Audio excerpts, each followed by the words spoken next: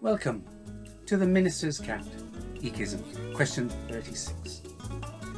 Question 36 is, what does God teach us in the second of his 10 commands? What does God teach us in the second of his 10 commands? He teaches us three things: how, why, and what. How we must not worship him. Why we must not worship him like that. What happens if we do? What happens if we don't?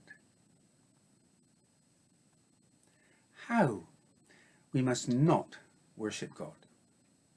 God commands us not to worship him by making an image of anything in the heavens above, or anything in the earth, or anything in the waters. We must not make or use images to help us worship God.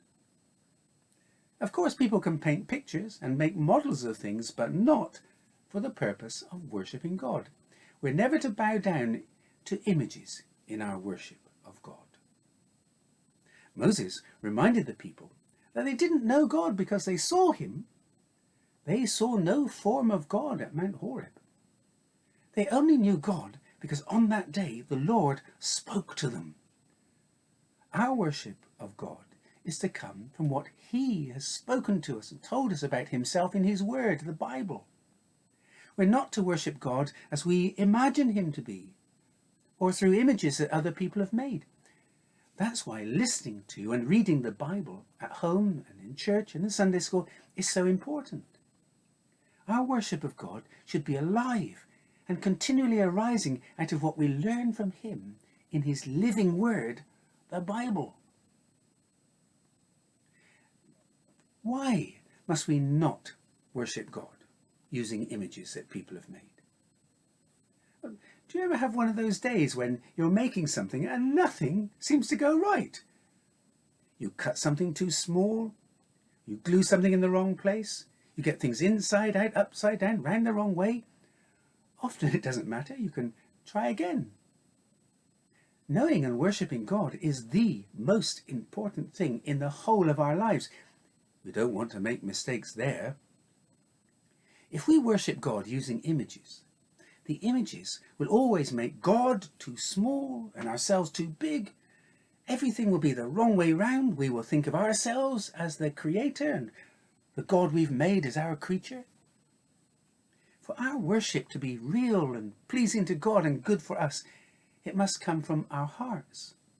Hearts that have been taught by the Holy Spirit about God and our salvation. Taught from his word, the Bible. Then our hearts will be lifted in worship. If we worship using fixed images of God, even if the idea for the image came from the Bible, those images will act like a ball and chain, dragging us and our worship down. Jesus said, God is spirit, and those who worship him have to worship him in spirit and truth. God the Father is looking for people to worship him like that. Any other kind of worship will displease him and destroy us. That's what happened while Moses was on the mountain. He had been gone for weeks, receiving the 10 commands from God. The people of Israel got impatient and decided Moses must have disappeared. So they made their own God, the image of an animal, a golden calf, and soon, in their worship, they were acting like animals. It was horrible. It grieved God, it angered God. Why must we not worship God using images that people have made? The images will only trap us in false worship, and instead of growing spiritually, we'll slide away from God and down into sin. What happens if we do turn from the true God to imagined ones? This is a warning, especially to dads and mums, church leaders and children. If we turn from God and his word to false worship or no worship, we pass that on to the next generation. And they will go further from God and even be against him. And they will pass it on to the next generation, who will get even worse and pass their godlessness on again. And God will not let godlessness go unpunished. In his mercy, God may stop the rot and save many from the next generation.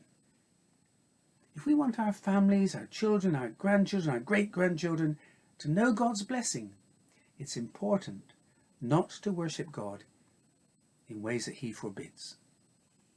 What happens if we don't? What happens if we do not make images to worship God?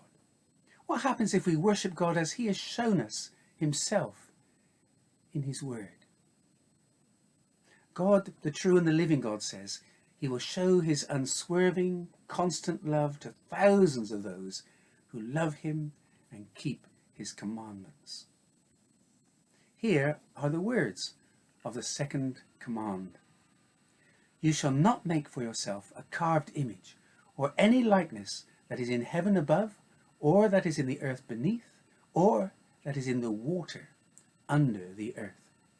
You shall not bow down to them or serve them, for I, the Lord your God, am a jealous God, visiting the iniquity of the fathers on the children to the third and fourth generations of those who hate me, but showing steadfast love to thousands of those who love me and keep my commandments. Exodus chapter 20, verse 4 to 6.